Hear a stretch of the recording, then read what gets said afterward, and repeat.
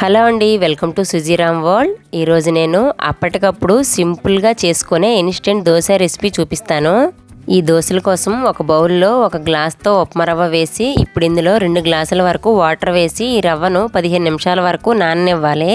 ఇప్పుడు వేరొక గిన్నె తీసుకొని హాఫ్ గ్లాస్ అటుకులను గిన్నెలో వేసి నీళ్లు పోసి బాగా కడగాలి.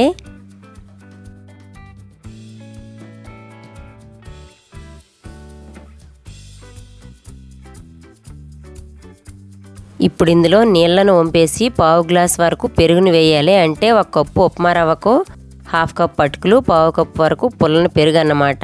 ఇందులో పుల్లని పెరుగు వేస్తేనే టేస్ట్ బాగుంటుంది. ఈ అటుకుల్లో పెరుగు వేసి కొంచెం వాటర్ని కూడా యాడ్ చేసి ఒకసారి బాగా కలిపి వీటిని కూడా ఒక 15 నిమిషాలు నాననివ్వాలి.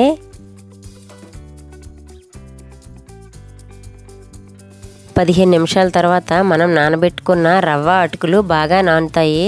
ఇప్పుడు ఒక మిక్సీ జార్ తీసుకొని నానబెట్టుకున్న రవ్వ అటుకులను వేసి కొంచెం వాటర్ని యాడ్ చేసి టేస్ట్కి తగ్గ సాల్ట్ని కూడా వేసి మెత్తగా మిక్సీ పట్టుకోవాలి.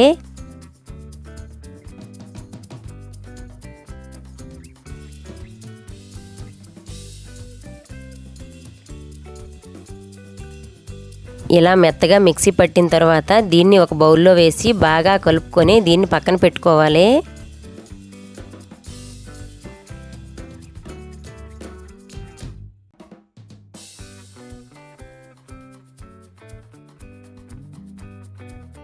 ఇప్పుడు స్టవ్ పై పెనం పెట్టి పెనం వేడైన తర్వాత కొంచెం ఆయిల్ పెనంపై స్ప్రెడ్ చేసి ఈ దోశ పిండిని వేసి నెమ్మదిగా గరిటతో తిప్పాలి.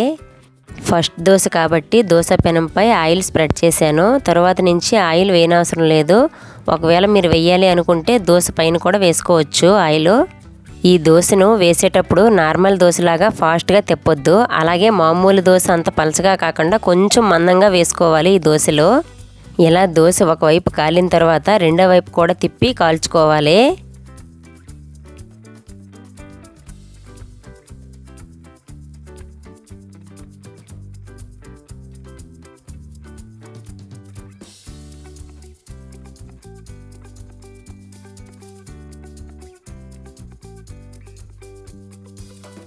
ఇలా ఎన్ని దోశలైనా ఇదే విధంగా వేసుకొని కాల్చుకోవాలి.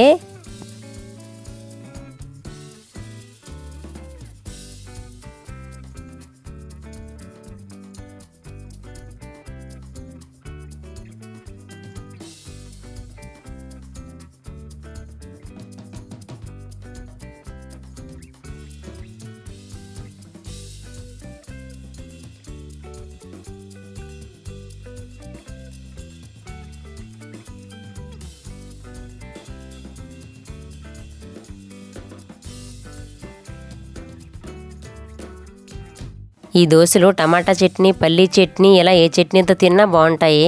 టిఫిన్కి ముందుగా పప్పులేవి నానబెట్టకపోయినా అప్పటికప్పుడు సాఫ్ట్గా మెత్తగా టేస్టీగా ఉండే దోశలను వేసుకోవచ్చు. మీరు కూడా ఈ దోశలను ఇంట్లో ట్రై చేయండి, చాలా బాగుంటాయి.